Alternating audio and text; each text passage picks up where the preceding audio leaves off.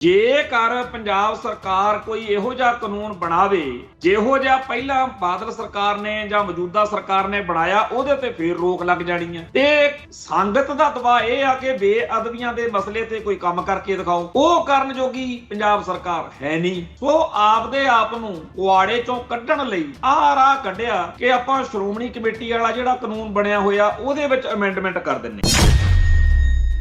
ਕੇਂਦਰ ਸਰਕਾਰ ਨੇ CRPC ਕਾਨੂੰਨ ਵਿੱਚ ਬਦਲਾਅ ਕਰਨ ਤੋਂ ਇਨਕਾਰ ਕਰ ਦਿੱਤਾ ਕਿ ਇਹ ਕਾਨੂੰਨ ਸਿਰਫ ਇੱਕ ਫਿਰਕੇ ਨਾਲ ਸੰਬੰਧਿਤ ਹੈ। ਕਿ ਇਹ ਮਤਲਬ ਉਹਨਾਂ ਨੇ ਕਿਹਾ ਕਿ ਜੀ ਇਕੱਲੇ ਸਿੱਖਾਂ ਲਈ ਕਾਨੂੰਨ ਨਹੀਂ ਬਣ ਸਕਦਾ, ਕਿ ਆਹ ਭਾਰਤਵਾਜੀ ਦੇ ਲਈ ਕੁਰਬਾਨੀਆਂ ਕਰਦੀ ਸੀ ਸਾਡੀ ਕੌਮ, ਬਾਕੀ ਧਰਮਾਂ ਦੇ ਗ੍ਰੰਥਾਂ ਦੀਆਂ ਬੇਅਦਬੀਆਂ ਹੁੰਦੀਆਂ ਹੀ ਨਹੀਂ, ਉਹਨਾਂ ਦੇ ਲਈ ਉਹ ਜਾਗਤ ਜੋਤ ਹੈ ਹੀ ਨਹੀਂ, ਤਾਂ ਫਿਰ ਕੱਲੇ ਸਿੱਖਾਂ ਦੇ ਗੁਰੂ ਗ੍ਰੰਥ ਸਾਹਿਬ ਲਈ ਕਾਨੂੰਨ ਬਣੂਗਾ। ਤੇ ਉਹ ਕਹਿੰਦੇ ਜੀ ਨਹੀਂ, ਸਾਡਾ ਤਾਂ ਮੁਲਕ ਸੈਕੂਲਰ ਆ। ਲੈ ਲੋ ਸਵਾਦ, ਜਿਹੜੇ ਕਹਿੰਦੇ ਆ ਜੀ ਭਾਰਤ ਵਿੱਚ ਯਕੀਨ ਰੱਖੋ, ਭਾਰਤੀ ਸਿਸਟਮ ਵਿੱਚ ਯਕੀਨ ਰੱਖੋ। ਅਸੀਂ ਗਾਰੰਟੀ ਦਿੰਨੇ ਆ ਕਿ ਜੇ ਖਾਲਿਸਤਾਨ ਜਦੋਂ ਬਣ ਗਿਆ ਉਦੋਂ ਕਿਸੇ ਕਾਨੂੰਨ ਦੀ ਲੋੜ ਹੀ ਨਹੀਂ ਪੈਣੀ। ਕਿਸੇ ਵੀ ਧਰਮ ਦੇ ਗ੍ਰੰਥ ਦੀ ਜਾਂ ਧਰਮ ਨਾਲ ਸੰਬੰਧਿਤ ਕਿਸੇ ਸਥਾਨ ਦੀ ਕੋਈ ਬੇਅਦਬੀ ਕਰਕੇ ਤਾਂ ਕੀ ਸੋਚ ਕੇ ਨਹੀਂ ਦਿਖਾ। ਅਸਲੀ ਸਮੱਸਿਆ ਇਸ ਨੁਕਤੇ 'ਚ ਆ ਕਿ ਭਾਰਤ ਦੇ ਵਿੱਚ ਸਾਹਿਬ ਸ੍ਰੀ ਗੁਰੂ ਗ੍ਰੰਥ ਸਾਹਿਬ ਜੀ ਦੇ ਪਾਵਨ ਸਰੂਪਾਂ ਦੀ ਇਹ ਜਿਹੜੀ ਲੜੀ ਤੁਰੀ ਆ, ਇਹ ਤੁਰੀ ਕਿਉਂ ਆ, ਕਿਸ ਭਾਵਨਾ ਤਹਿਤ? ਸਭ ਨੂੰ ਪਤਾ ਕਿ ਇਹਦੇ ਪਿੱਛੇ ਡੀਪ ਸਟੇਟ ਉਹਨਾਂ ਨੇ ਮਿਥਿਆ ਹੋਇਆ ਕਿ ਗੁਰੂ ਗ੍ਰੰਥ ਸਾਹਿਬ ਨਹੀਂ ਛੱਡਣਾ ਤੇ ਹਰ ਪੰਥਕ ਸੋਚ ਵਾਲਾ ਸਿੱਖ ਨਹੀਂ ਬਖਸ਼ਣਾ, ਸਿੱਖਾਂ ਨੂੰ ਕੇਸਾਧਾਰੀ ਹਿੰਦੂ ਗਰਦਾਨਣਾ। ਅੱਜ ਕੌਮ ਕਹਿ ਦੇਵੇ ਕਿ ਅਸੀਂ ਜੀ ਮੰਨਦੇ ਆ ਕਿ ਅਸੀਂ ਕੇਸਾਂ ਵਾਲੇ ਹਿੰਦੂ ਆ, ਅੱਜ ਕੌਮ ਕਹਿ ਦੇਵੇ ਕਿ ਅੱਜ ਤੋਂ ਬਾਅਦ ਅਸੀਂ ਖਾਲਿਸਤਾਨ ਦਾ ਨਾਂ ਨਹੀਂ ਲੈਂਦੇ, ਮੈਂ ਗਾਰੰਟੀ ਦਿੰਨਾ ਜੇ ਮੁੜ ਕੇ ਤੁਹਾਡੇ ਇੱਥੇ ਕਿਸੇ ਗੁਟਕੇ ਦੀ ਵੀ ਬੇਅਦਬੀ ਹੋ ਜੇ, ਹੁਣ ਗੁਰੂ ਗ੍ਰੰਥ ਸਾਹਿਬ ਦੀ ਵੀ ਹੋਈ ਜਾਂਦੀ। ਇਸ ਬਦਲਦੀ ਦੁਨੀਆ ਵਿੱਚ ਤੁਸੀਂ ਪਿੱਛੇ ਨਾ ਰਹਿ ਜਾਓ। ਹਰ ਘਟਨਾ ਜੋ ਤੁਹਾਡੀ ਜ਼ਿੰਦਗੀ ਤੇ ਅਸਰ ਪਾ ਰਹੀ ਹੈ, ਅਸੀਂ ਉਸ ਬਾਰੇ ਦਵਾਂਗੇ ਤੁਹਾਨੂੰ ਸਟੀਕ ਤੇ ਸਹੀ ਜਾਣਕਾਰੀ। ਤੁਹਾਡਾ ਆਪਣਾ ਹੱਕ ਸੱਚ ਦੀ ਆਵਾਜ਼ TV84 ਦੇ ਨਾਲ ਜੁੜਨ ਲਈ ਆਪਣਾ ਫੋਨ ਚੁੱਕੋ ਤੇ ਐਪ ਸਟੋਰ ਵਿੱਚ ਜਾ ਕੇ ਡਾਊਨਲੋਡ ਕਰੋ TV84 ਦੀ ਨਵੀਂ ਐਪ। ਇਸ ਐਪ ਤੇ ਤੁਸੀਂ ਦੇਖ ਸਕਦੇ ਹੋ 24 ਘੰਟੇ TV84 ਦਾ ਲਾਈਵ ਚੈਨਲ ਅਤੇ ਨਾਲ ਹੀ ਪੰਜ ਪੰਜਾਬ ਅਤੇ ਦੁਨੀਆ ਭਰ ਦੀਆਂ ਅਹਿਮ ਖਬਰਾਂ। ਫਿਰ ਦੇਰ ਕਿਸ ਗੱਲ ਦੀ, ਹੁਣੇ ਡਾਊਨਲੋਡ ਕਰੋ TV84 ਦੀ ਨਵੀਂ ਐਪ।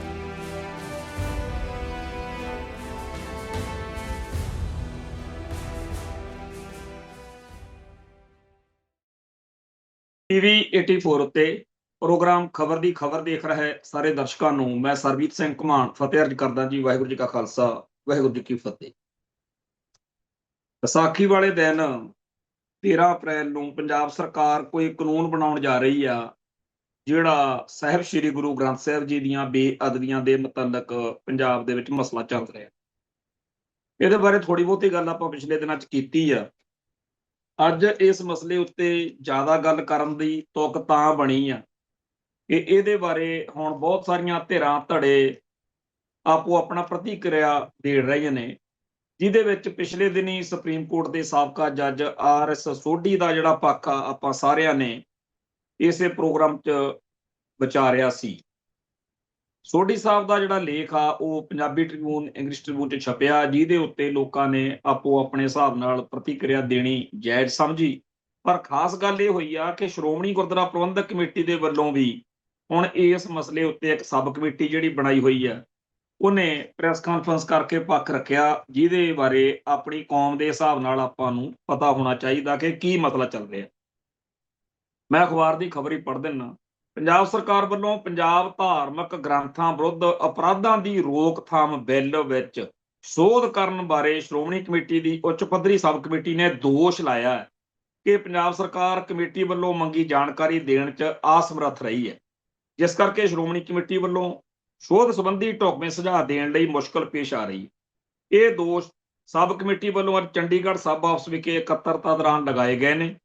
ਅੱਜ ਉੱਚ ਪੱਧਰੀ ਸਬ ਕਮੇਟੀ ਵੱਲੋਂ ਪਿਛਲੇ ਦਿਨੀ ਪੰਜਾਬ ਦੇ ਮੁੱਖ ਮੰਤਰੀ ਭਗਵੰਤ ਮਾਨ ਵੱਲੋਂ ਦਿੱਤੇ ਬਿਆਨ, ਸਬ ਕਮੇਟੀ ਵੱਲੋਂ ਪਹਿਲੀਆਂ ਮੀਟਿੰਗਾਂ ਤੇ ਵਿਧਾਨ ਸਭਾ ਸਿਲੈਕਟ ਕਮੇਟੀ ਨਾਲ ਹੋਈ ਮੀਟਿੰਗ ਦੇ ਸੰਬੰਧ 'ਚ ਵਿਸਥਾਰ ਨਾਲ ਚਰਚਾ ਕਰਨ ਉਪਰੰਤ ਕਿਹਾ ਗਿਆ ਕਿ ਕਿਉਂਕਿ ਪਹਿਲਾਂ ਪੰਜਾਬ ਵਿਧਾਨ ਸਭਾ ਵੱਲੋਂ ਗਠਿਤ ਸਬ ਕਮੇਟੀ ਨਾਲ ਪ੍ਰਸਤਾਵਿਤ ਪੰਜਾਬ ਪਵਿੱਤਰ ਧਾਰਮਿਕ ਗ੍ਰੰਥਾਂ ਦੇ ਵਿਰੁੱਧ ਰੋਕਥਾਮ ਬਿੱਲ 2025 ਨਾਲ ਸੰਬੰਧਿਤ ਕਾਰਵਾਈ ਚੱਲ ਰਹੀ ਸੀ, ਪਰੰਤੂ ਹੁਣ ਮੁੱਖ ਮੰਤਰੀ ਵੱਲੋਂ 22 ਮਾਰਚ ਨੂੰ ਦਿੱਤੇ ਬਿਆਨ ਵਿੱਚ ਜਾਗਤ ਜੋਤ ਸਾਹਿਬ ਸ੍ਰੀ ਗੁਰੂ ਗ੍ਰੰਥ ਸਾਹਿਬ ਜੀ ਦਾ ਸਤਿਕਾਰ ਐਕਟ 'ਚ ਸੋਧ ਕਰਨ ਦੀ ਗੱਲ ਕਰਦਿਆਂ ਸਜ਼ਾ ਵਧਾਉਣ ਦੀ ਗੱਲ ਕੀਤੀ ਗਈ ਹੈ।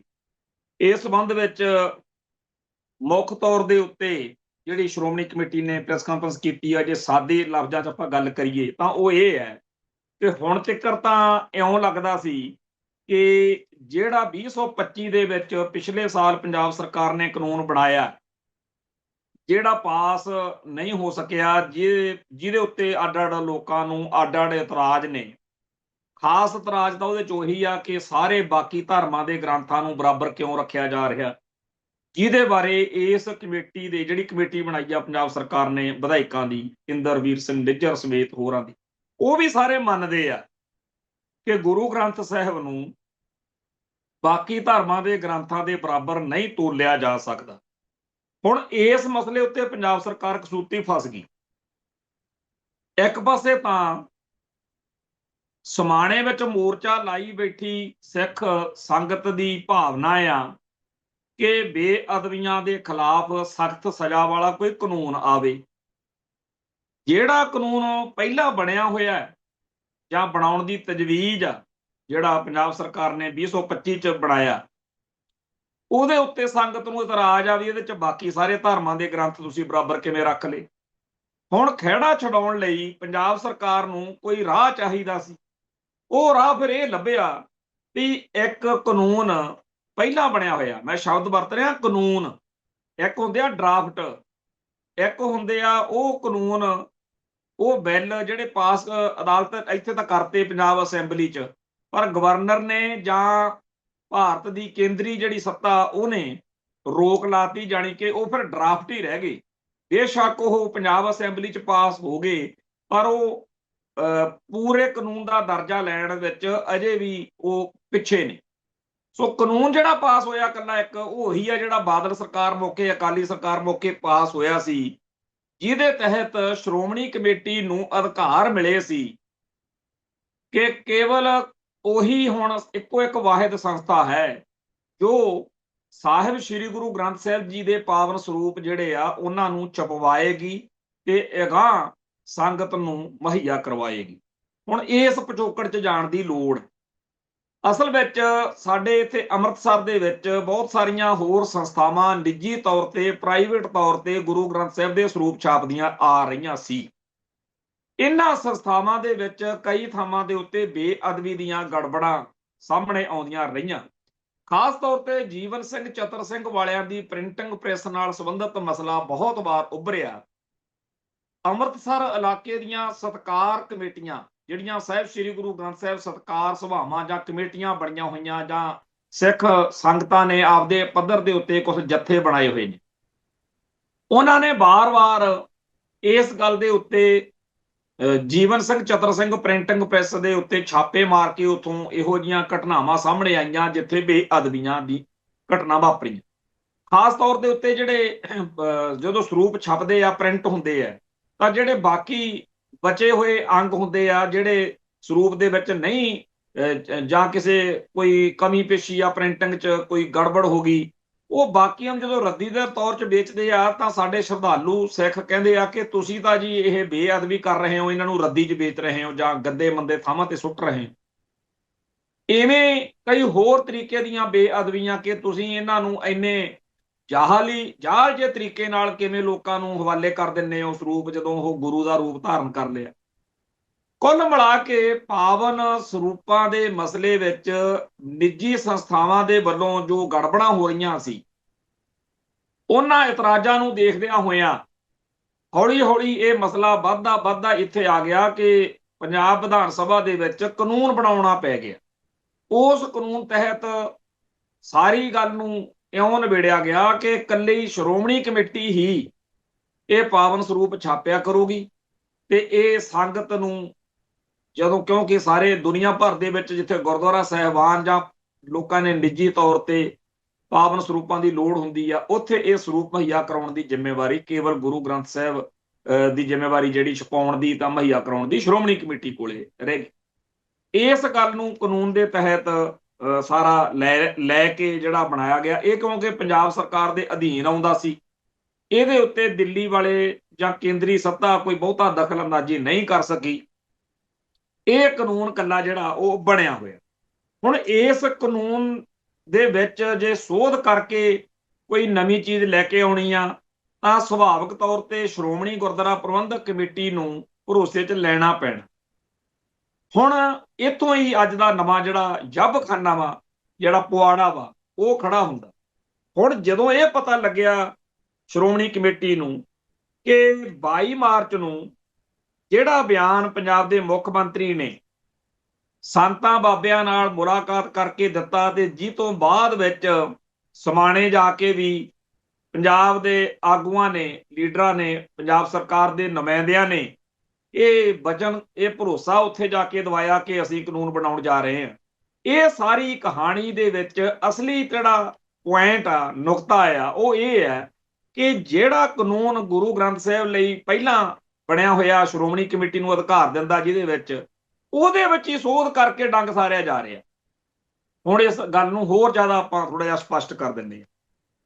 ਜੇਕਰ ਪੰਜਾਬ ਸਰਕਾਰ ਕੋਈ ਇਹੋ ਜਿਹਾ ਕਾਨੂੰਨ ਬਣਾਵੇ ਜਿਹੋ ਜਿਹਾ ਪਹਿਲਾਂ ਬਾਦਲ ਸਰਕਾਰ ਨੇ ਜਾਂ ਮੌਜੂਦਾ ਸਰਕਾਰ ਨੇ ਬਣਾਇਆ, ਉਹਦੇ ਤੇ ਫੇਰ ਰੋਕ ਲੱਗ ਜਾਣੀ ਹੈ। ਤੇ ਸੰਗਤ ਦਾ ਦਬਾਅ ਇਹ ਆ ਕਿ ਬੇਅਦਬੀਆਂ ਦੇ ਮਸਲੇ ਤੇ ਕੋਈ ਕੰਮ ਕਰਕੇ ਦਿਖਾਓ। ਉਹ ਕਰਨ ਜੋਗੀ ਪੰਜਾਬ ਸਰਕਾਰ ਹੈ ਨਹੀਂ। ਸੋ ਆਪਦੇ ਆਪ ਨੂੰ ਕੁਆੜੇ ਚੋਂ ਕੱਢਣ ਲਈ ਆਹ ਰਾਹ ਕੱਢਿਆ ਕਿ ਆਪਾਂ ਸ਼੍ਰੋਮਣੀ ਕਮੇਟੀ ਵਾਲਾ ਜਿਹੜਾ ਕਾਨੂੰਨ ਬਣਿਆ ਹੋਇਆ ਉਹਦੇ ਵਿੱਚ ਅਮੈਂਡਮੈਂਟ ਕਰ ਦਿੰਨੇ। ਇਹਦੇ ਵਿੱਚ ਸ਼੍ਰੋਮਣੀ ਕਮੇਟੀ ਦਾ ਇਤਰਾਜ਼ ਬਿਲਕੁਲ ਜਾਇਜ਼ ਹੈ। ਹੁਣ ਆਪਾਂ ਨਾਲ ਦੀ ਨਾਲ ਅੱਜ ਦੇ ਅਜੀਤ ਅਖਬਾਰ ਦੇ ਉੱਤੇ ਸਰਦਾਰ ਹਰਜਿੰਦਰ ਸਿੰਘ ਲਾਲ ਨੇ ਲੰਬਾ ਚੌੜਾ ਇੱਕ ਲੇਖ ਲਿਖਿਆ, ਜਿਹਦੇ ਵਿੱਚ ਉਹਨਾਂ ਨੇ ਜਸਟਿਸ RS ਸੋਢੀ ਦੇ ਵਿਚਾਰਾਂ ਦੇ ਉੱਤੇ ਵੀ ਚਰਚਾ ਕੀਤੀ ਆ। ਬਹੁਤਾ ਤਾਂ ਉਹਨਾਂ ਨਾਲ ਸਹਿਮਤੀ ਹੀ ਪ੍ਰਗਟਾਈ ਆ। ਪਰ ਮੈਂ ਇੱਕ ਗੱਲ ਆਪਣੇ ਸਰੋਤਿਆਂ ਨੂੰ ਕਹਿ ਦੇਣਾ ਚਾਹੁੰਦਾ, ਸਾਨੂੰ ਸਾਡੇ ਗੁਰੂ ਸਾਹਿਬਾਨ ਨੇ ਸ਼ਬਦ ਗੁਰੂ ਦੇ ਲੜ ਲਾਇਆ ਸੀ। ਸ਼ਬਦ ਨਾ ਤਾਂ ਕੋਈ ਚੁਰਾ ਸਕਦਾ, ਨਾ ਉਹਦੀ ਕੋਈ ਬੇਇੱਜ਼ਤੀ ਕਰ ਸਕਦਾ। ਸ਼ਬਦ ਦੀ ਨਾ ਜਿਵੇਂ ਹੈਗਾ ਨਾ, ਚੱਲ ਨਹੀਂ ਡੋਬੈ ਤਸਕਰ ਨਹੀਂ ਲੇਵੇ, ਨਾ ਉਹਨੂੰ ਕੋਈ ਨੁਕਸਾਨ ਹੋ ਸਕਦਾ। ਪਰ ਪਿਛਲੀਆਂ 3 ਸਦੀਆਂ ਦੇ ਵਿੱਚ ਹੌਲੀ ਹੌਲੀ ਸਾਡਾ ਜਿਹੜਾ ਧਰਮ ਹੈ ਉਹਦੇ ਵਿੱਚ ਤੇ ਸਮਾਜ ਵਿੱਚ ਕੁਝ ਫਰਕ ਪੈ ਗਏ। ਹੁਣ ਅਸੀਂ ਗੁਰੂ ਗ੍ਰੰਥ ਸਾਹਿਬ ਨੂੰ ਬਹੁਤਾ ਮੰਨਦੇ ਹਾਂ ਤੇ ਸ਼ਬਦ ਗੁਰੂ ਵਾਲੇ ਸਿਧਾਂਤ ਤੋਂ ਟੁੱਟ ਰਹੇ ਹਾਂ। ਨਤੀਜਾ ਇਹ ਨਿਕਲਿਆ ਕਿ ਅਸੀਂ ਗੁਰੂ ਗ੍ਰੰਥ ਸਾਹਿਬ ਨੂੰ, ਗੁਰੂ ਗ੍ਰੰਥ ਸਾਹਿਬ ਦੇ ਅੰਗਾਂ ਨੂੰ, ਉਹਦੇ ਉੱਤੇ ਲੱਗੀ ਸਿਹਾਈ ਨੂੰ, ਉਹਦੀ ਸਾਰੀ ਜਿਲਦਬੰਦੀ ਨੂੰ ਇੰਨਾ ਜ਼ਿਆਦਾ ਅਪਣਾ ਲਿਆ, ਧਾਰਨ ਕਰ ਲਿਆ ਕਿ ਅੱਜ ਸਾਡੇ ਅੰਦਰ ਇਹ ਭਾਵਨਾ ਬਹੁਤ ਪ੍ਰਚੰਡ ਹੋ ਚੁੱਕੀ ਆ ਕਿ ਜੇਕਰ ਕੋਈ ਇਸ ਸਰੂਪ ਨੂੰ ਬੇਅਦਬ ਕਰਦਾ ਹੈ, ਬੇਹੁਰਮਤੀ ਕਰਦਾ, ਤਾਂ ਬਸ ਫਿਰ ਇਸ ਤੋਂ ਅੱਗੇ ਗੱਲ ਕੋਈ ਰਹਿ ਨਹੀਂ ਗਈ। ਹੁਣ ਇਹ ਦੇਖਣ ਨੂੰ, ਸਮਝਣ ਨੂੰ ਗੱਲ ਅੱਜ ਦੇ ਯੁੱਗ ਵਿੱਚ ਬਿਲਕੁਲ ਜਾਇਜ਼ ਲੱਗਦੀ ਹੈ। ਪਰ ਅੱਜ ਤੋਂ 3-4 ਸਦੀਆਂ ਪਹਿਲਾਂ ਸਿੱਖਾਂ ਦੇ ਵਿੱਚ ਸ਼ਬਦ ਗੁਰੂ ਦੇ ਪ੍ਰਤੀ ਜ਼ਿਆਦਾ ਰੁਚੀ ਸੀ। ਸਾਧਨ ਜਿਹੜਾ ਸੀ ਉਹਦੇ ਪ੍ਰਤੀ ਉਵੇਂ ਦੀ ਸੋਚ ਅੱਜ ਵਾਲੀ ਨਹੀਂ ਸੀ। ਹੁਣ ਇਹ ਗੱਲ ਜਦੋਂ ਕਿ ਅੱਜ ਦੇ ਯੁੱਗ ਵਿੱਚ RS ਸੋਢੀ ਕਵੇ ਜਾਂ ਹਰਜਿੰਦਰ ਸਿੰਘ ਲਾਲ ਕਵੇ ਜਾਂ ਕੋਈ ਹੋਰ ਸਿੱਖ ਵਿਦਵਾਨ ਕਵੇ, ਤਾਂ ਸਾਡੀ ਕੌਮ ਦੇ ਇੱਕ ਬਹੁਤ ਵੱਡੇ ਹਿੱਸੇ ਨੂੰ ਇਹ ਗੱਲ ਪ੍ਰਵਾਨ ਨਹੀਂ ਹੈ। ਉਹਨਾਂ ਲਈ ਸ਼ਬਦ ਗੁਰੂ ਜਾਂ ਗੁਰੂ ਗ੍ਰੰਥ ਸਾਹਿਬ ਇੱਕ ਚੀਜ਼। ਹੁਣ ਇਹ ਗੱਲਾਂ ਅੱਜ ਦੇ ਯੁੱਗ ਵਿੱਚ, ਅੱਜ ਦੇ ਦੌਰ ਵਿੱਚ ਸਮਝਾਉਣੀਆਂ ਜਾਂ ਮਨਾਉਣੀਆਂ ਬੜੀਆਂ ਔਖੀਆਂ ਨੇ। ਕੌਮ ਦਾ ਉਹ ਹਿੱਸਾ ਇੱਕਦਮ ਭੜਕ ਕੇ ਦੁਆਲੇ ਹੋ ਜਾਏਗਾ ਜਿਹਨੂੰ ਜੇ ਸਮਝਾਇਆ ਜਾਵੇ ਕਿ ਗੁਰੂ ਦੀ, ਸ਼ਬਦ ਗੁਰੂ ਦੀ ਬੇਅਦਬੀ ਹੋ ਹੀ ਨਹੀਂ ਸਕਦੀ। ਹੁਣ ਇਹ ਗੱਲ ਪਿੱਛੇ ਜੇ TV ਚੈਨਲਾਂ ਦੇ ਉੱਤੇ ਡਿਬੇਟਸ ਦੌਰਾਨ ਬਹੁਤ ਸਾਰੇ ਸਿੱਖ ਚਿੰਤਕ ਉਭਾਰਦੇ ਰਹੇ ਆ। ਬੀਬੀ ਜਗੀਰ ਕੌਰ ਨੇ ਵੀ ਇਹੋ ਜਿਹੀ ਬਿਆਨਬਾਜ਼ੀ ਇੱਕ ਵਾਰ ਕੀਤੀ ਸੀ। ਹੋਰ ਵੀ ਬਹੁਤ ਸਾਰੇ ਲੋਕ ਇਸ ਖਿਆਲ ਦੇ ਹੈਗੇ ਆ, ਪਰ ਉਹਨਾਂ ਦੀ ਗੱਲ ਨੂੰ ਕੋਈ ਬਹੁਤਾ ਵਜਨ ਨਹੀਂ ਦਿੱਤਾ ਜਾਂਦਾ, ਜਾਂ ਤਾਂ ਸਮਝਿਆ ਹੀ ਨਹੀਂ ਜਾਂਦਾ, ਜਾਂ ਸਮਝਣ ਤੋਂ ਬਾਅਦ ਵੀ ਇਹ ਗੱਲ ਕਹੀ ਜਾਂਦੀ ਆ ਕਿ ਛੱਡੋ ਜੀ, ਸਾਡੇ ਤੁਸੀਂ ਵਿਸ਼ਵਾਸ ਨੂੰ, ਸਾਡੇ ਭਰੋਸੇ ਨੂੰ ਸੱਟ ਨਾ ਮਾਰੋ, ਸਾਡੇ ਇਸ਼ਟ ਦੀ ਹੋਈ ਆ ਬੇਅਦਬੀ ਤੇ ਅਸੀਂ ਨਹੀਂ ਇਹ ਬਰਦਾਸ਼ਤ ਕਰਦੇ। ਹੁਣ ਗੱਲ ਇਹ ਆ ਵੀ ਕੀ ਸਿੱਖ ਬੁੱਤ ਪ੍ਰਸਤੀ ਕਰਦੇ ਆ? ਇਸ ਮਸਲੇ ਉੱਤੇ ਭਾਈ ਸਾਹਿਬ ਭਾਈ ਰਣਧੀਰ ਸਿੰਘ ਨਾਰੰਗਵਾਲ ਦੀ ਇੱਕ ਸ਼ਾਨਦਾਰ ਰਚਨਾ ਆ, ਕਿਤਾਬ ਆ, ਕੀ ਗੁਰੂ ਗ੍ਰੰਥ ਸਾਹਿਬ ਜੀ ਦੀ ਪੂਜਾ ਬੁੱਤ ਪ੍ਰਸਤੀ ਹੈ, ਬੁੱਤ ਪੂਜਾ? ਹੁਣ ਇਸ ਮਸਲੇ ਉੱਤੇ ਸਭ ਤੋਂ ਵਧੀਆ ਫਲਸਫੇ ਦੇ ਪੱਖ ਤੋਂ ਸਿੱਖਾਂ ਨੂੰ ਸੇਧ ਲੈਣ ਲਈ ਉਸ ਲਿਖਤ ਵਿੱਚ ਭਾਈ ਰਣਧੀਰ ਸਿੰਘ ਜੀ ਨਾਰੰਗਵਾਲ ਨੇ ਲਿਖਿਆ ਹੋਇਆ। ਅਸੀਂ ਬੁੱਤ ਪ੍ਰਸਤ ਨਹੀਂ ਹਾਂ, ਅਸੀਂ ਗੁਰੂ ਗ੍ਰੰਥ ਸਾਹਿਬ ਜੀ ਦੇ ਪਾਵਨ ਸਰੂਪ ਦੀ ਉਵੇਂ ਪੂਜਾ ਨਹੀਂ ਕਰਦੇ ਜਿਵੇਂ ਬਾਕੀ ਧਰਮਾਂ ਦੇ ਲੋਕ ਆਪੋ ਆਪਣੇ ਦੇਵੀ ਦੇਵਤਿਆਂ ਦੇ ਇਸ਼ਟ ਦੀ ਪੂਜਾ ਉਵੇਂ ਬਣਾ ਕੇ ਕਰਦੇ। ਸਾਡੇ ਲਈ ਗਿਆਨ ਜਿਹੜਾ ਹੈ, ਉਸ ਗੁਰੂ ਗ੍ਰੰਥ ਸਾਹਿਬ ਦੇ ਰਾਹੀਂ ਜੋ ਗਿਆਨ ਮਿਲਦਾ ਹੈ, ਉਹ ਬਹੁਤ ਸਾਡੇ ਲਈ ਸਭ ਤੋਂ ਵੱਡੀ ਗੱਲ ਹੈ। ਅਸੀਂ ਜਦੋਂ ਹੁਕਮਨਾਮਾ ਲੈਂਦੇ ਆ ਤਾਂ ਹੁਕਮਨਾਮੇ ਦੇ ਭਾਵਨਾ ਜਿਹੜੇ ਉਹਦੇ ਸ਼ਬਦ ਨੇ, ਉਹ ਸਾਡੇ ਲਈ ਹੁਕਮ ਹੁੰਦਾ ਵੀ ਆਹ ਹੁਕਮ ਆ ਸਾਡੇ। ਹੁਣ ਇਸ ਦੌਰ ਵਿੱਚ ਸਿੱਖ ਜਿਹੜੇ ਨੇ, ਉਹਨਾਂ ਦੇ ਅੰਦਰ ਬਹੁਤ ਤਰ੍ਹਾਂ ਦੀ ਭਾਵਨਾ ਪ੍ਰਚਲਿਤ ਹੋ ਗਈ। ਇੱਕ ਸਿੱਖਾਂ ਦਾ ਵਰਗ ਉਹ ਹੈ ਜਿਹਨੂੰ ਗਿਆਨ ਨਾਲੋਂ ਵੱਧ ਇਸ ਗੱਲ ਦੇ ਉੱਤੇ ਜ਼ਿਆਦਾ ਜ਼ੋਰ ਆ ਕਿ ਜੀ ਅਸੀਂ ਤਾਂ ਗੁਰੂ ਗ੍ਰੰਥ ਸਾਹਿਬ ਨੂੰ ਮੱਥਾ ਟੇਕ ਲੈਂਦੇ ਆ, ਇਹੀ ਬਹੁਤ ਆ। ਹੈ ਤਾਂ ਇਹ ਗੱਲ ਮਾੜੀ ਕਿ ਜਿਹੜਾ ਜੁੜਨਾ ਸੀ ਉਹ ਤਾਂ ਜੁੜਨਾ ਸੀ ਸੰਦੇਸ਼ ਨਾਲ, ਹੁਕਮ ਨਾਲ, ਗੁਰੂ ਦੀ ਬਾਣੀ ਨਾਲ, ਤੇ ਜੁੜ ਗਏ ਇਕੱਲੇ ਗੁਰੂ ਗ੍ਰੰਥ ਸਾਹਿਬ ਦੇ ਸਰੂਪ ਨਾਲ। ਬਿਲਕੁਲ ਉਵੇਂ ਜਿਵੇਂ ਕੋਈ ਬੰਦਾ, ਜਿਵੇਂ 10ਵੇਂ ਪਾਤਸ਼ਾਹ ਜਾਂ ਕੋਈ ਵੀ ਗੁਰੂ ਸਾਹਿਬਾਨ ਜਦੋਂ ਸਾਡੇ ਕੋਲੇ ਪ੍ਰਗਟ ਸੀ, ਕੋਈ ਬੰਦਾ ਉਹਨਾਂ ਨੂੰ ਨਿੱਤ ਮਿਲੇ, ਮੱਥੇ ਟੇਕੇ, ਪਰ ਉਹਨਾਂ ਦੀ ਗੱਲ ਨਾ ਕੋਈ ਮੰਨੇ, ਫਿਰ ਉਹ ਗੱਲ ਕੋਈ ਸਮਝ ਆਉਣ ਵਾਲੀ ਗੱਲ ਥੋੜੀ ਹੈ। ਜਿਵੇਂ ਸਾਡੇ ਇਤਿਹਾਸ ਵਿੱਚ ਵੀ ਜ਼ਿਕਰ ਆ ਕਿ ਬਹੁਤ ਸਾਰੇ ਇਹੋ ਜਿਹੇ ਲੋਕ ਹੋਏ ਨੇ ਜਿਹੜੇ ਗੁਰੂ ਘਰ ਦੇ ਵਿੱਚ ਵੀ ਰਹੇ, ਗੁਰੂ ਪਰਿਵਾਰ ਵਿੱਚ ਵੀ ਰਹੇ, ਤੇ ਉਹ ਗੁਰੂ ਦੇ ਸੰਦੇਸ਼ ਤੋਂ ਪਰਾਂ ਰਹੇ। ਉਹਨਾਂ ਬਾਰੇ ਸਾਨੂੰ ਸਾਡਾ ਧਰਮ ਮੱਤ ਦਿੰਦਾ ਕਿ ਜਿਵੇਂ ਜਿਹੜਾ ਚਿੱਚੜ ਹੁੰਦਾ, ਚਿੱਚੜ ਮੱਝ ਦੇ, ਗਾਂ ਦੇ ਥਣਾ ਦੇ ਕੋਲੇ ਲੱਗਿਆ ਹੁੰਦਾ, ਪਰ ਉਹ ਦੁੱਧ ਨਹੀਂ ਪੀਂਦਾ, ਉਹਨੂੰ ਦੁੱਧ ਨਾਲ ਕੋਈ ਮਤਲਬ ਹੀ ਨਹੀਂ, ਉਹ ਉਸ ਗਾਂ ਦਾ ਜਾਂ ਮੱਝ ਦਾ ਲਹੂ ਪੀਣ ਤੇ ਹੀ ਲੱਗਿਆ ਰਹਿੰਦਾ। ਅਖੀਰ ਉਹਨੂੰ ਲੋਕ ਮਾੜਾ ਮੰਨਦੇ ਆ ਵੀ ਚਿੱਚੜ ਨੂੰ ਇਲਾਜ ਕਰਾਓ, ਇਹਨੂੰ ਮਾਰੋ, ਪਰ ਚਿੱਚੜਾਂ ਨੂੰ ਮਾਰਨ ਦੀਆਂ ਦਵਾਈਆਂ ਲੋਕ ਲੱਭਦੇ। ਦੂਜੇ ਪਾਸੇ ਸਾਰਾ ਦਿਨ ਜਿਹੜਾ ਕਟਰੂ ਹੁੰਦਾ ਜਾਂ ਬੱਚਾ ਹੁੰਦਾ, ਬਸ਼ੇਰਾ ਗਾਂ ਦਾ, ਉਹ ਪਰਾਂ ਬੰਨਿਆ ਰੱਖਦੇ ਆ। ਜਦੋਂ ਸ਼ਾਮ ਨੂੰ ਲੋਕਾਂ ਨੇ ਧਾਰ ਕੱਢਣੀ ਹੁੰਦੀ ਆ, ਉਹਨੂੰ ਛੱਡਦੇ ਆ, ਕਟਰੂ ਨੂੰ ਜਾਂ ਬਸ਼ੇਰੇ ਨੂੰ। ਜਦੋਂ ਛੱਡਦੇ ਉਹ ਭੱਜ ਕੇ ਆਪਦੀ ਮਾਂ ਵੱਲ ਜਾਂਦਾ ਤੇ ਉਹ ਮਾਂ ਦੇ ਥਣਾ ਨੂੰ ਚਿੰਬੜ ਕੇ ਦੁੱਧ ਪੀ ਲੈਂਦਾ।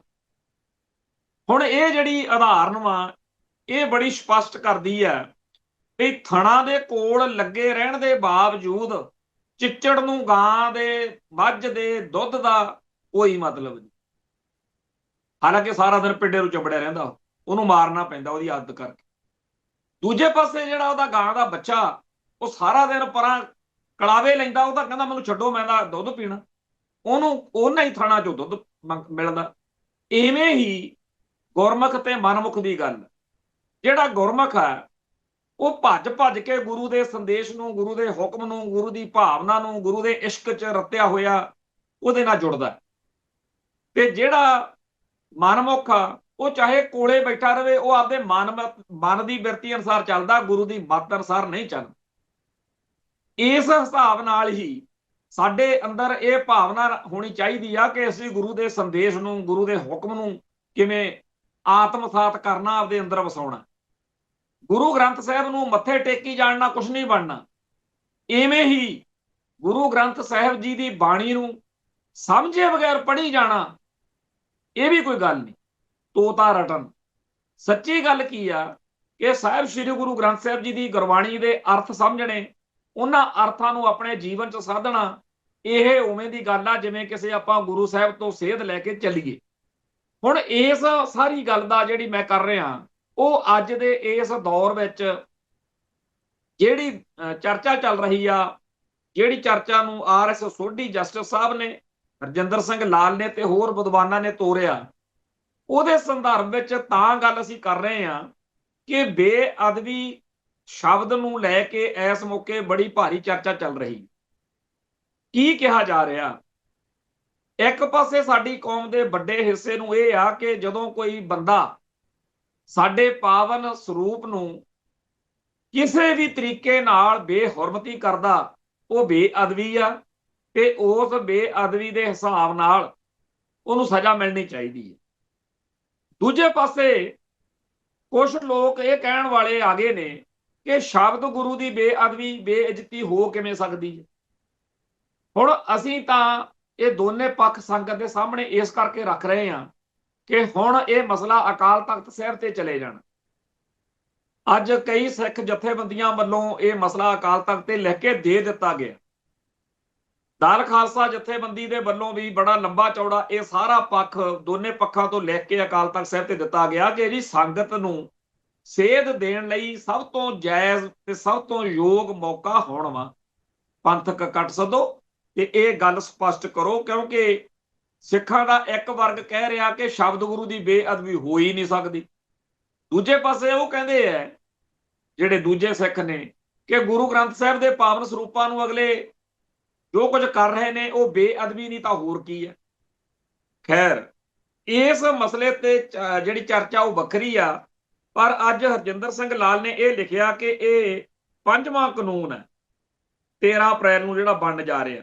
ਪਹਿਲਾ ਕਾਨੂੰਨ ਨਹੀਂ ਹੈਗਾ। ਪਹਿਲਾ ਕਾਨੂੰਨ 2007 ਵਾਲੇ ਅਕਾਲੀ ਭਾਜਪਾ ਰਾਜ ਵਿੱਚ 30 ਜੂਨ 2008 ਨੂੰ ਵਿਧਾਨ ਸਭਾ 'ਚ ਪਾਸ ਕੀਤਾ ਗਿਆ। ਇਸ ਕਾਨੂੰਨ ਦਾ ਨਾਮ ਜਾਗਤ ਜੋਤ ਸ੍ਰੀ ਗੁਰੂ ਗ੍ਰੰਥ ਸਾਹਿਬ ਸਤਕਾਰ ਐਕਟ 2008 ਹੈ।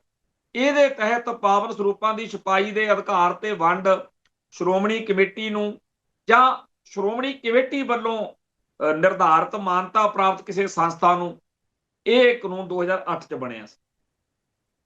ਇਹ ਬਕਾਇਦਾ ਰਾਜਪਾਲ ਵੱਲੋਂ ਪ੍ਰਵਾਨਿਤ ਹੈ ਤੇ ਲਾਗੂ ਹੈ, ਭਾਵੇਂ ਇਸ ਦੀ ਵਰਤੋਂ ਦੀ ਕੋਈ ਉਦਾਹਰਨ ਸਾਡੇ ਸਾਹਮਣੇ ਨਹੀਂ ਆਈ।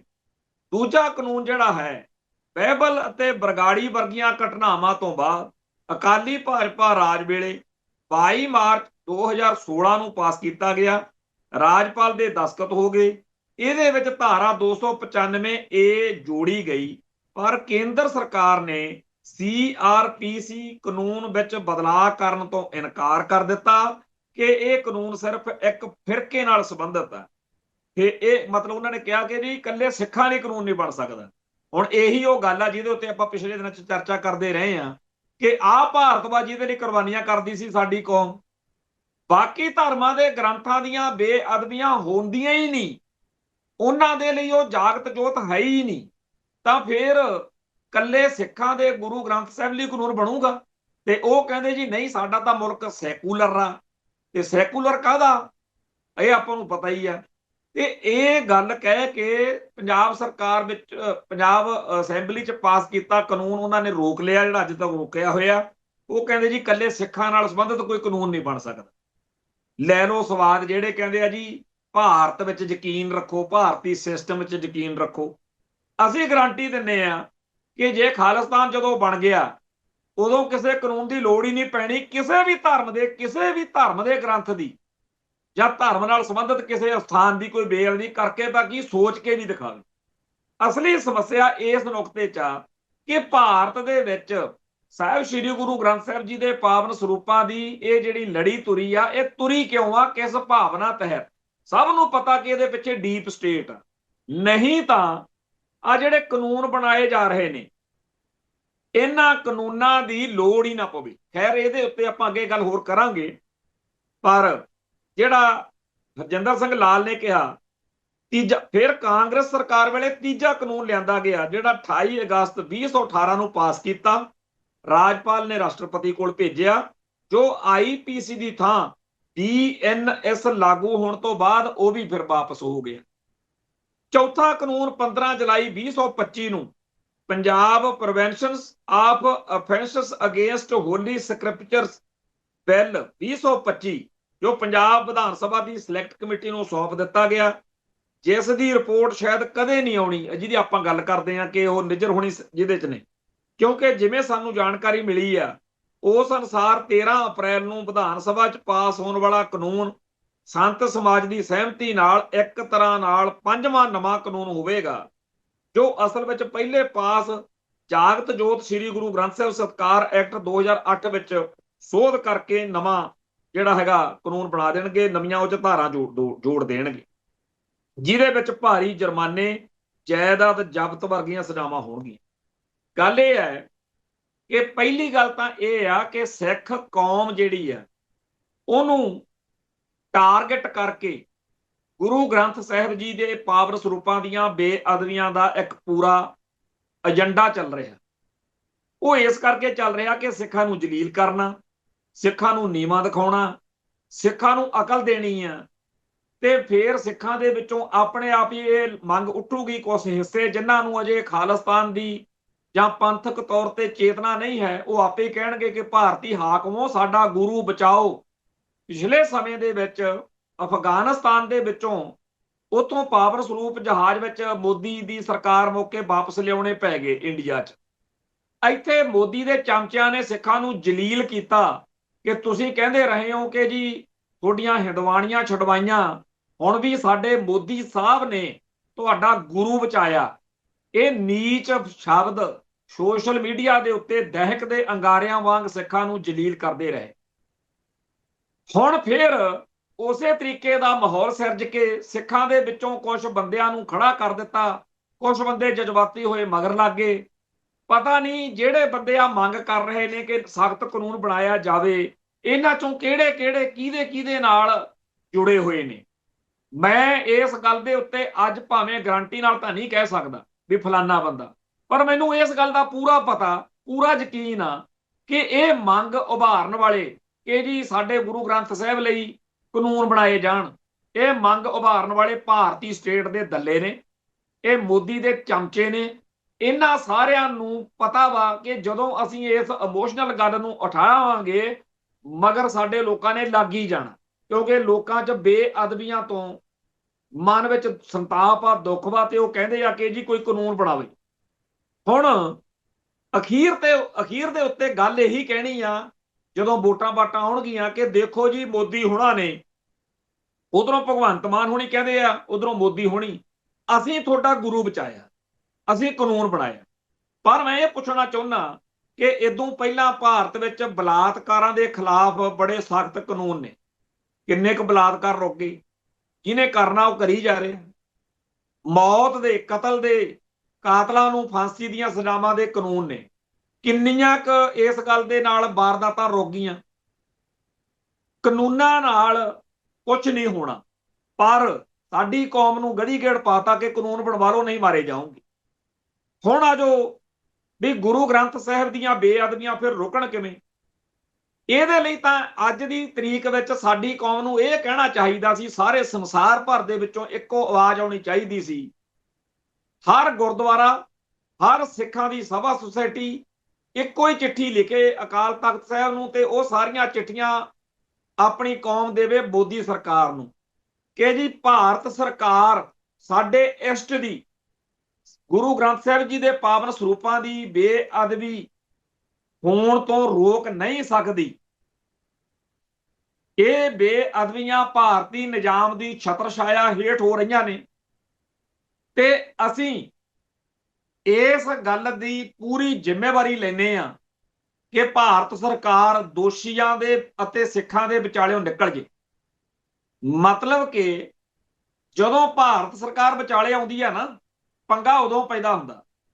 ਜੇਕਰ ਭਾਰਤ ਸਰਕਾਰ ਵਿੱਚੋਂ ਨਿਕਲ ਜੇ ਫਿਰ ਦੇਖੋ ਕਿਹੜਾ ਬੇਅਦਬੀ ਕਰਨ ਆਉਂਦਾ। ਸਿੱਖ ਅੱਜ ਵੀ ਇੰਨੇ ਜੋਗੇ ਹੈਗੇ ਕਿ ਬੇਅਦਬੀ ਕਰਨ ਵਾਲਿਆਂ ਦਾ ਸੋਧਾ ਲਾ ਸਕਣ। ਆ ਪਿੱਛੇ ਜੇ ਲਾਇਆ ਵੀ ਆ। ਜਦੋਂ 1980-81 ਵੇਲੇ ਦੀਆਂ ਗੱਲਾਂ ਚੇਤੇ ਕਰਦੇ ਆ, ਉਦੋਂ ਘੱਲ ਕਲਾਂ ਇਲਾਕੇ ਦੇ ਵਿੱਚ, ਕੋਟ ਸ਼ਮੀਰ ਬਠਿੰਡੇ ਵਿੱਚ, ਹੋਰਨਾਂ ਕਈ ਥਾਵਾਂ ਦੇ ਉੱਤੇ ਬੇਅਦਬੀਆਂ ਕਰਨ ਵਾਲਿਆਂ ਨੇ ਕਰਤੂਤਾਂ ਕੀਤੀਆਂ, ਤੇ ਉਦੋਂ ਕੌਮ ਦੇ ਵਿੱਚ ਅੱਜ ਕੱਲ੍ਹ ਵਾਲੀ ਬਿਮਾਰੀ ਹੈ ਨਹੀਂ ਸੀ ਕਿ ਜੀ ਸਾਨੂੰ ਕਾਨੂੰਨ ਬਣਾ ਕੇ ਦਿਓ। ਕਿਸੇ ਸਿੱਖ ਨੇ ਕਾਨੂੰਨ ਕਨਾਨ ਨਹੀਂ ਮੰਗਿਆ। ਭਾਈ ਸੁਖਦੇਵ ਸਿੰਘ ਬੱਬਰ ਤੇ ਆਪਦੇ ਨਾਲ ਇੱਕ ਸਿੰਘ ਨੂੰ ਹੋਰ ਲੈ ਕੇ ਕਹਿੰਦੇ ਤੁਰ ਕੇ ਚਲੇ ਗਏ, ਉੱਥੇ ਉਹਦਾ ਦੁਸ਼ਟ ਦਾ ਸੋਧਾ ਲਾਇਆ ਏ। ਇਵੇਂ ਹੀ ਜਿਹੜੀ ਘੁਵੱਦੀ ਪਿੰਡ ਵਾਲੀ ਜਨਾਨੀ ਨੇ, ਬਲਵਿੰਦਰ ਕੌਰ ਨੇ, ਗੁਰੂ ਸਾਹਿਬ ਦੇ ਪਾਵਨ ਸਰੂਪ ਦੀ ਬੇਅਦਬੀ ਕੀਤੀ ਸੀ। ਗੁਰਪ੍ਰੀਤ ਸਿੰਘ ਜਾਗੋਵਾਲ ਨੇ ਆਪਦੇ ਸਾਥੀਆਂ ਸਮੇਤ ਆਲਮਗੀਰ ਗੁਰਦੁਆਰੇ ਦੇ ਸਾਹਮਣੇ ਉਹਨੂੰ ਸੋਧਾ ਲਾਤਾ। ਇਹ ਗੱਲ ਮੈਂ ਇਸ ਕਰਕੇ ਦੱਸ ਰਿਹਾ ਵੀ ਜਿਹੜੇ ਲੋਕ ਸੋਚਦੇ ਆ ਨਾ ਕਿ ਸਿੱਖਾਂ 'ਚ ਕੋਈ ਤੱਤ ਨਹੀਂ, ਆ ਬਿਨਾਂ ਤੱਤ ਤੋਂ ਹੀ ਬੰਦੇ ਸੋਧੀ ਜਾਂਦੇ ਆ। ਅੱਜ ਦੀ ਤਰੀਕ ਵਿੱਚ ਵੀ ਹਾੜਕੂ ਸੰਘਰਸ਼ ਨੂੰ ਨਾ ਹਥਿਆਰਾਂ ਦੀ ਘਾਟ ਆ, ਨਾ ਹਥਿਆਰ ਚੱਕਣ ਲਈ ਤਤਪਰ ਨੌਜਵਾਨਾਂ ਦੀ ਘਾਟ ਆ। ਘਾਟ ਜਿੱਥੇ ਹੈ ਉਹ ਸਾਨੂੰ ਸਭ ਨੂੰ ਪਤਾ ਕਿੱਥੇ ਘਾਟ ਹੈ। ਅੱਜ ਦੀ ਤਰੀਕ ਵਿੱਚ ਵੀ ਇੱਥੇ ਜਿਹੜੇ ਪੁਲਿਸ ਦੇ ਅਫਸਰ ਨੇ ਉਹ ਅਕਸਰ ਸਾਡੀ ਨਾਭੇ ਜੇਲ੍ਹ ਚੋਂ ਜਦੋਂ ਅਸੀਂ ਨਿਕਲੇ ਆ, ਸਾਡੇ ਵਿੱਚੋਂ ਬਹੁਤ ਸਾਰੇ ਸਿੰਘਾਂ ਨੂੰ ਬਾਅਦ ਚ ਅੱਡ-ਅੱਡ ਏਜੰਸੀਆਂ ਸੱਦਦੀਆਂ ਰਹੀਆਂ ਨੇ, ਪੁਲਿਸ ਅਧਿਕਾਰੀ ਸੱਦਦੇ ਰਹੇ ਨੇ। ਇੱਕੋ ਹੀ ਗੱਲ ਕਹਿੰਦੇ ਹੁੰਦੇ ਸੀ, ਸਾਨੂੰ ਪਤਾ ਤੁਸੀਂ ਡੇਰਾ ਸਰਸੇ ਵਾਲਿਆਂ ਨੂੰ ਉਡਾਉਣ ਲਈ ਸ਼ਿੰਗਾਰ ਸਿਨੇਮਾ ਬੰਬ ਕਾਂਡ ਜਿਹੜਾ ਤੁਹਾਡੇ ਤੇ ਮੜਿਆ ਗਿਆ ਉਹ ਤਾਂ ਅਲੱਗ ਗੱਲ ਹੈ, ਪਰ ਤੁਹਾਡਾ ਇਹ ਜਿਹੜਾ ਤੁਹਾਡੇ ਤੇ 25 ਕਿਲੋ ਆਰਡੀਐਕਸ ਫੜੀ ਗਈ ਹੈ, ਤੁਹਾਡੀ ਸਾਰਿਆਂ ਦੀ ਭਾਵਨਾ ਸੀ ਵੀ ਪੰਥ ਦੋਖੀ ਸੋਧਣੇ ਆ ਸਰਸੇ ਵਾਲੇ ਸਮੇਤ। ਸਾਡੇ ਕੇਸ ਨਾਲ ਸੰਬੰਧਿਤ ਸ਼ਿੰਗਾਰ ਸਿਨੇਮਾ ਬੰਬ ਕਾਂਡ ਸਾਡੇ ਤੇ ਬਦਨਾਮ ਕਰਨ ਲਈ ਸਾਨੂੰ ਥੋਪਿਆ ਗਿਆ।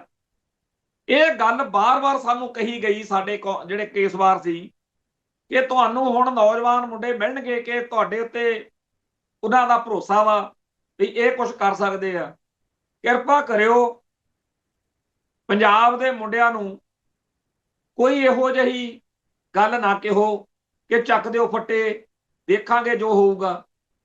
ਇਹ ਗੱਲ ਮੈਂ ਇਸ ਕਰਕੇ ਦੱਸ ਰਿਹਾ ਕਿ ਇਹ ਉਹਨਾਂ ਦਾ ਕੰਮ ਆ, ਅਫਸਰਾਂ ਦਾ ਇਹ ਕਹਿਣਾ ਕਿ ਸ਼ਾਂਤੀ ਬਣਾ ਕੇ ਰੱਖਣੀ ਆ ਜੀ, ਚਲੋ ਤੁਸੀਂ ਆਪਦੀ ਭੁਗਤ ਲਈ ਨਵੇਂ। ਪਰ ਇਹ ਗੱਲ ਤਾਂ ਪੱਕਾ ਉਹਨਾਂ ਨੂੰ ਪਤਾ ਨਾ ਕਿ ਅੱਜ ਵੀ ਪੰਜਾਬ ਦੇ ਯੂਥ ਵਿੱਚ ਆਪਦੀ ਕੌਮ ਲਈ ਲੜਨ ਦਾ, ਮਰਨ ਦਾ, ਮੌਤ ਨੂੰ ਤਾਂ ਸਮਝਦੇ ਹੀ ਕੁਝ ਨਹੀਂ। ਤੇ ਗੁਰੂ ਲਈ ਮਰਨਾ, ਗੁਰੂ ਗ੍ਰੰਥ ਸਾਹਿਬ ਲਈ ਜੇ ਮਰ ਜਾਣਾ ਹੋਵੇ ਨਾ, ਫਾਂਸੀ ਚੜ੍ਹਨਾ ਹੋਵੇ, ਤਾਂ ਸਿੱਖ ਨੂੰ ਕੋਈ ਗੱਲ ਹੀ ਨਹੀਂ ਹੈ।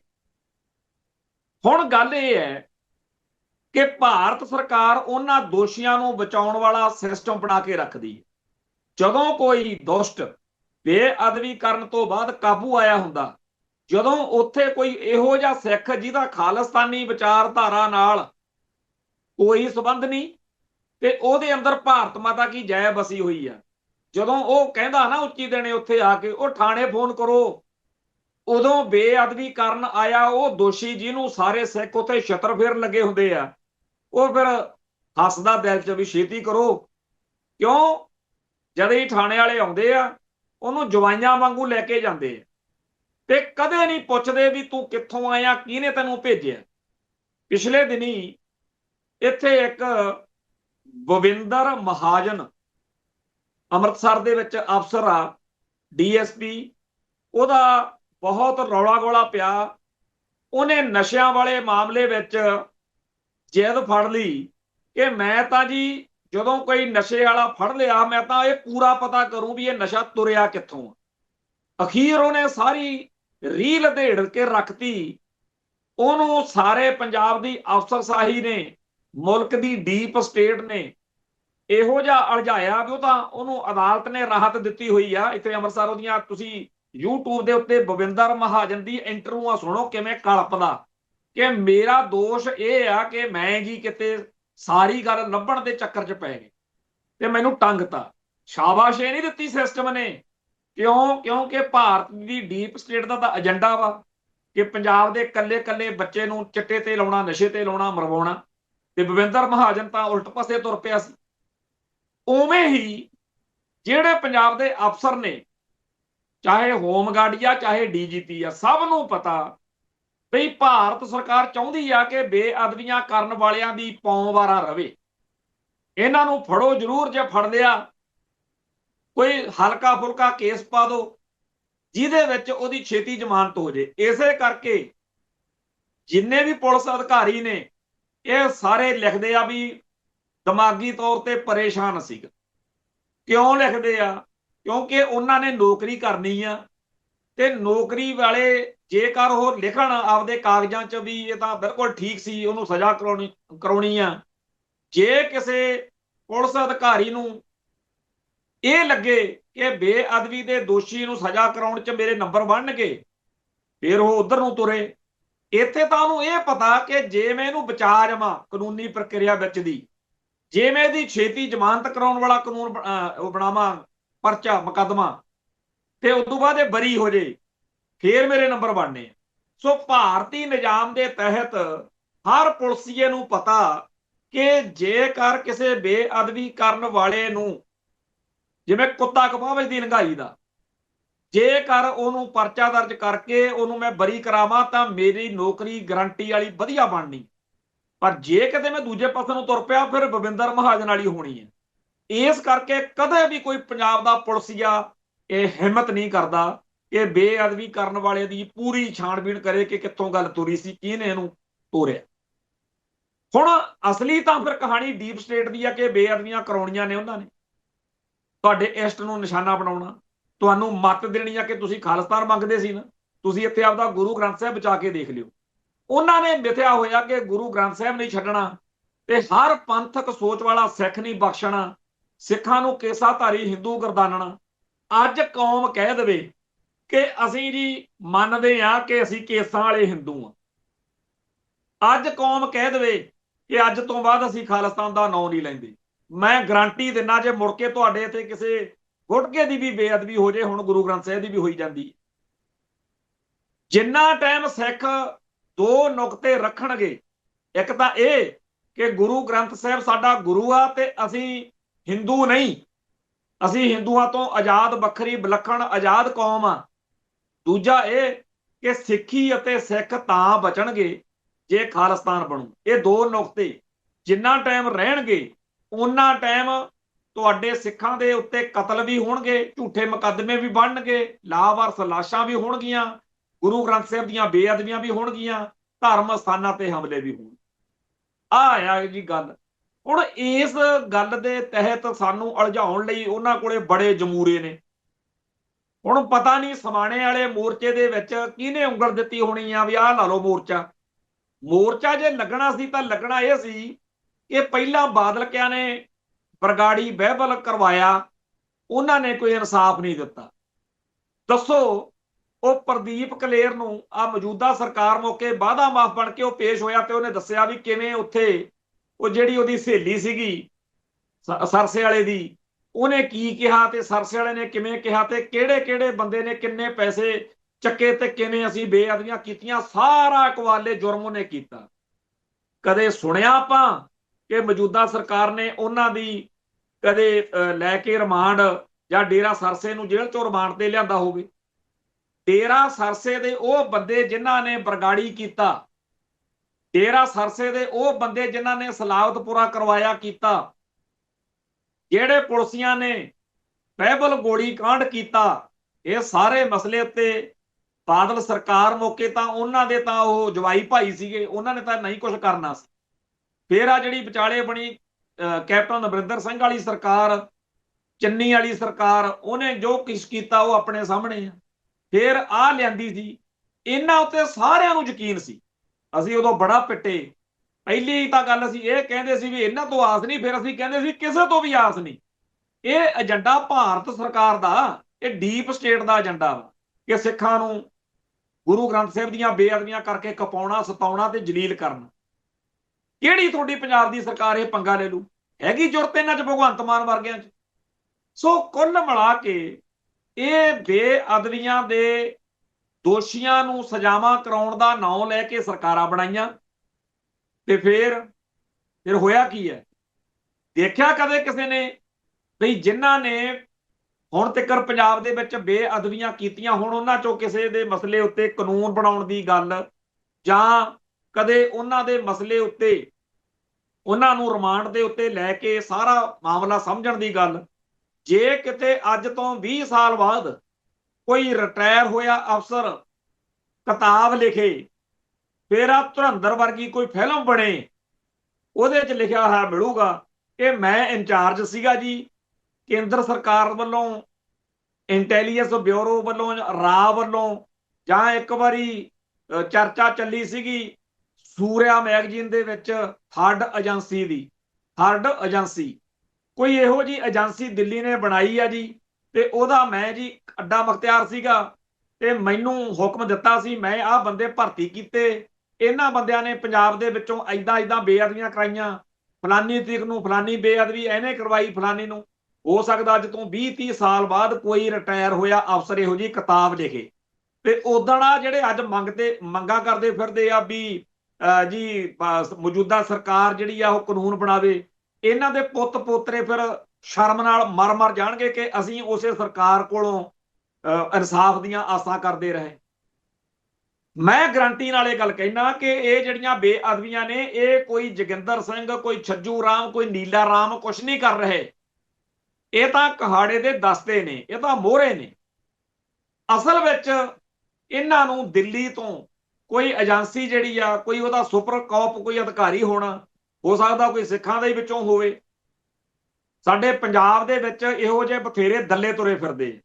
ਸੋ ਕੁੱਲ ਮਿਲਾ ਕੇ ਸਾਹਿਬ ਸ੍ਰੀ ਗੁਰੂ ਗ੍ਰੰਥ ਸਾਹਿਬ ਜੀ ਦੀ ਬੇਅਦਬੀ ਦਾ ਮਸਲਾ ਇਹ ਕਾਨੂੰਨਾਂ ਕਨਾਨਾਂ ਦੇ ਦਾਇਰੇ ਤੋਂ ਬਾਹਰ ਆ। ਇਹ ਸਿਰਫ ਉਦੋਂ ਰੁਕਣਾ ਜਦੋਂ ਖਾਲਿਸਤਾਨ ਬਣ ਗਿਆ। ਪਰ ਇਹ ਵੀ ਗੱਲ ਤੁਹਾਨੂੰ ਮੈਂ ਦੱਸ ਦਿੰਦਾ, ਖਾਲਿਸਤਾਨ ਦੇ ਵਿੱਚ ਤਾਂ ਹਿੰਦੂਆਂ ਦੇ ਜਾਂ ਹੋਰਾਂ ਧਰਮਾਂ ਦੇ ਗ੍ਰੰਥਾਂ ਦੀ ਵੀ ਬੇਅਦਬੀ ਨਹੀਂ ਹੋਣੀ, ਪਰ ਇੰਡੀਆ ਦੇ ਵਿੱਚ ਤਾਂ ਫਿਲਮਾਂ ਦੇ ਵਿੱਚ ਜਾਂ ਹਰ ਥਾਂ ਦੇ ਉੱਤੇ ਸਿੱਖਾਂ ਨੂੰ ਜਲੀਲ ਕਰਨ ਦੇ ਲਈ ਉਹਨਾਂ ਨੇ ਥਾਂ ਤੇ ਬੇਅਦਬੀਆਂ ਕਰਾਉਣੀਆਂ ਨੇ। ਆ ਮੁਸਲਮਾਨਾਂ ਨਾਲ ਕੀ ਕੁਝ ਹੋ ਰਿਹਾ। ਕੁੱਲ ਮਿਲਾ ਕੇ ਸਾਡੀ ਕੌਮ ਨੂੰ ਸੁਚੇਤ ਹੋਣ ਦੀ ਲੋੜ ਆ। ਦੁਸ਼ਮਣ ਦੇ ਕੋਲੋਂ ਹੀ ਦੁਸ਼ਮਣ ਦੇ ਏਜੰਡੇ ਨੂੰ ਸਮਝਣ ਦੀ ਬਜਾਏ ਆਪਾਂ ਉਹ ਤੋਂ ਹੀ ਇਨਸਾਫ ਦੀ ਆਸ ਭਾਲਦੇ ਫਿਰਦੇ ਆ। ਸੋ ਜਿੰਨਾ ਕੁਝ ਇਸ ਮਸਲੇ ਤੇ ਬੋਲਿਆ ਜਾਵੇ ਓਨਾ ਹੀ ਘੱਟ ਆ। ਅੱਜ ਸੰਸਥਾਵਾਂ ਮੈਦਾਨ ਚ ਆਈਆਂ, ਜਥੇਬੰਦੀਆਂ ਮੈਦਾਨ ਚ ਆਈਆਂ, ਸ਼ੁਕਰ ਆ, ਪਰ ਇਹ ਗੱਲ ਅਜੇ ਬਹੁਤ ਦੂਰ ਤੱਕ ਵਿਚਾਰਨ ਦੀ ਲੋੜ ਆ। ਇੱਥੇ ਸਮਾਪਤੀ ਕਰਦੇ ਆ ਜੀ। ਨਾਨਕ ਨਾਮ ਚੜ੍ਹਦੀ ਕਲਾ, ਤੇਰੇ ਭਾਣੇ ਸਰਬੱਤ ਦਾ ਭਲਾ। ਵਾਹਿਗੁਰੂ ਜੀ ਕਾ ਖਾਲਸਾ, ਵਾਹਿਗੁਰੂ ਜੀ ਕੀ ਫਤਿਹ।